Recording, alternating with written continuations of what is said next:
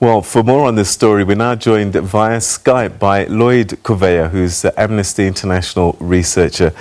Mr. Kuveya, thanks very much indeed for joining us, and welcome to the program. Thank you very much, Peter, for having me on the program.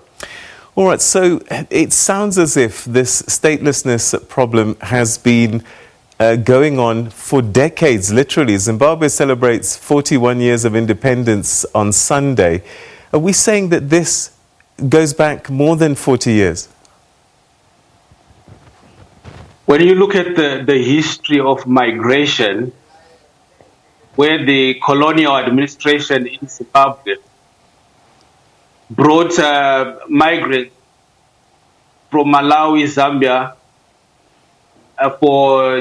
to work on mines and farms, that really started this arduous journey for people who were coming from neighboring countries. And then when they settled in Zimbabwe, they started their families.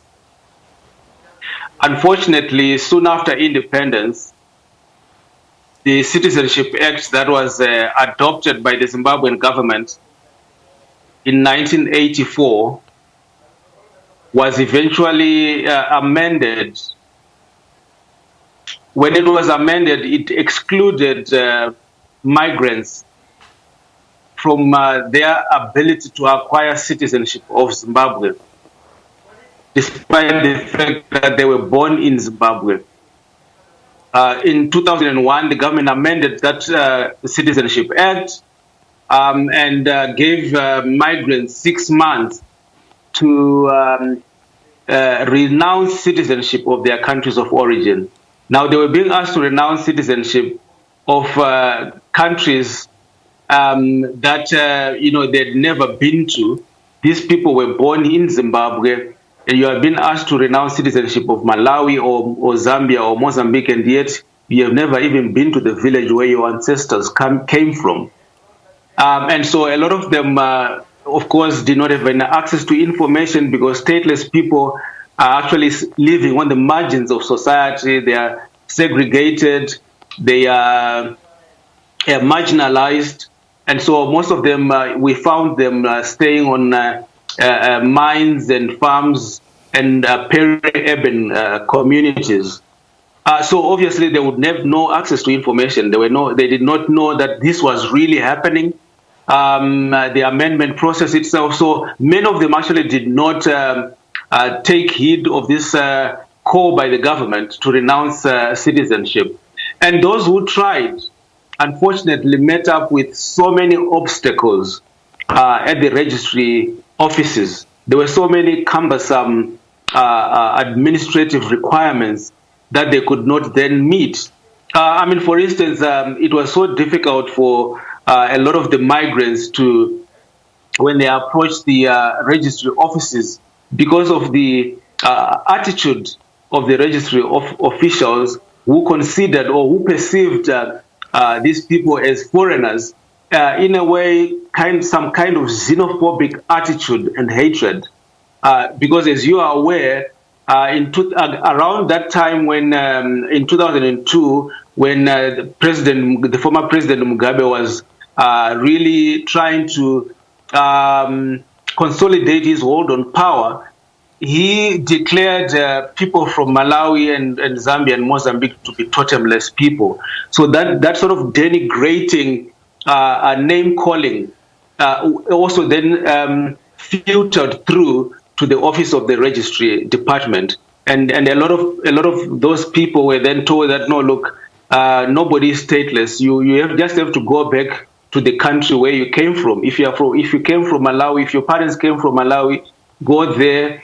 If you do not want to go back, then renounce your citizenship. So this is what happened, and then people found themselves stateless in a country of their birth. In 2003, the government realized, no, man, we have made a mistake. This is really foolishness on our part.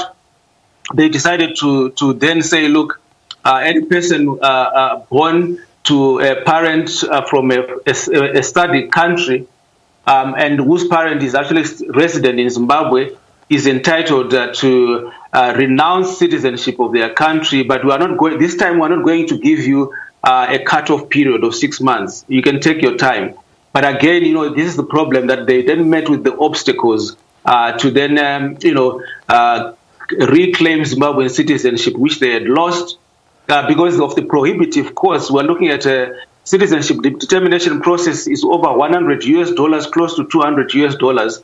And a lot of people who are stateless in Zimbabwe are really people who are poor. Yeah, and it's so simple, because look at it this way, Peter. These guys, these people from Malawi, Mozambique, and Zambia at the time, and still now, did not have any birth certificates, any IDs. So a lot of them could not sit for public examinations and go far with their education. They could not secure employment, again, because they did not have any IDs. They could not participate in the formal economy. You cannot even open a bank account without any documentation. So really, they were even driven deeper into poverty as the years progressed. And for them to then be able to afford the prohibitive fees for citizenship determination and regularization, it was just difficult. And then a lot of the people ended up just giving up and then continued to live in a situation of statelessness. And up to now, 41 years down the line after independence, this situation persists. And according to the United Nations High Commission for Refugees, in 2016, their estimate was that there were over 300,000 people who are stateless in Zimbabwe. That figure is yet, of course, to be confirmed. But some people are actually saying in civil society, in fact, the Zimbabwe Human Rights Commission, when they did their documentation exercise last year, 2 years ago, in fact, they found out that, in fact, the figure of 300,000 it can actually be more. They think that they could be close to maybe 500,000 or so. Yes. All right. So the challenge, I guess, for many of these stateless people is that even if they went back to Malawi, they still have to convince the Malawian authorities actually they've even got Malawian origins. Oh yes, and this is the thing, Peter. That in fact,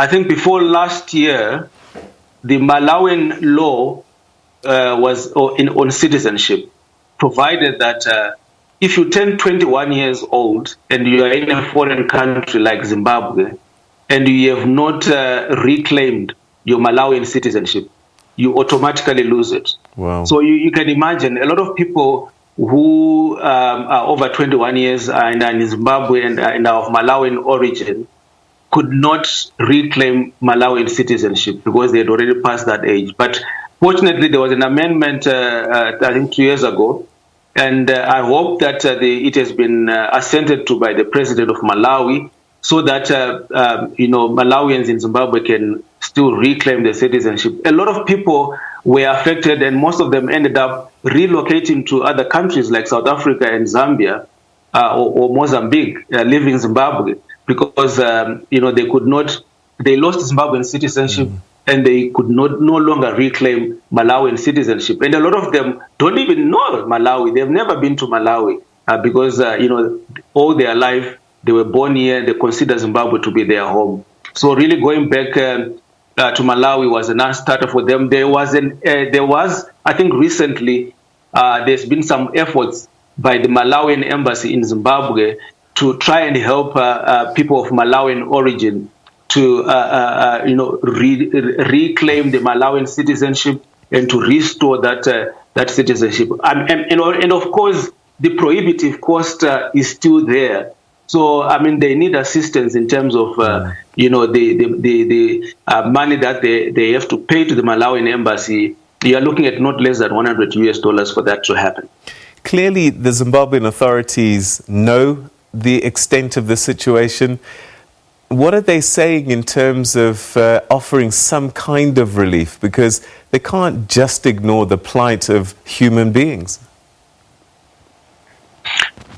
Yes, you are right, Peter. And, there are some things which do not need inspiration even from the Holy Spirit to correct. It's a political, it's a simple process of having the political will to correct the mistakes of the past. And really, what just needs to happen is for the government to, first of all, align the Citizenship Act, which was adopted in 1984, to the current constitution, which provides for dual citizenship. So it means that a person of Malawian origin can be both a Malawian and a Zimbabwean, or someone from Mozambique can have Mozambican citizenship as well as Zimbabwean citizenship. That's not an issue according to the current constitution. And in section 43 of the same constitution, it provides that any person who was born in Zimbabwe to a parent of foreign origin, that is from a SADC country, a fellow SADC country, they are entitled to Zimbabwean citizenship. So clearly, that's one step that the government needs to do to address the situation. Secondly, they need to address the attitudes of registry offices and the administrative obstacles, which are so cumbersome, to really just facilitate the process of ensuring that nationality is restored to those people who lost it in from 2001 going on. The attitude of the government has been that there are no stateless people. They don't believe that anyone can be called stateless, and so they've made some undertakings. I think there are plans to work in conjunction with the United Nations High Commission for Refugees, that is the country office here in Harare, to do a statistical research to actually investigate and find out whether, in fact, there are people who are stateless in Zimbabwe. And they're going to use the upcoming census in Zimbabwe to then, ask whoever the people that they will be counting the numbers, whether a person is actually stateless, whether they've got citizenship or they've got nationality here. And so perhaps, I don't know, maybe when they use that and they find out on the ground the reality, perhaps then they'll act on it. As we speak, it seems that there isn't much political will to address the issue. All right, Lloyd Kuveya, we're going to have to leave it there, but thank you so much indeed for bringing this pressing issue to our attention, and let's hope that the authorities act with some urgency. Thanks for your time. It's a pleasure. Thank you very much, Peter.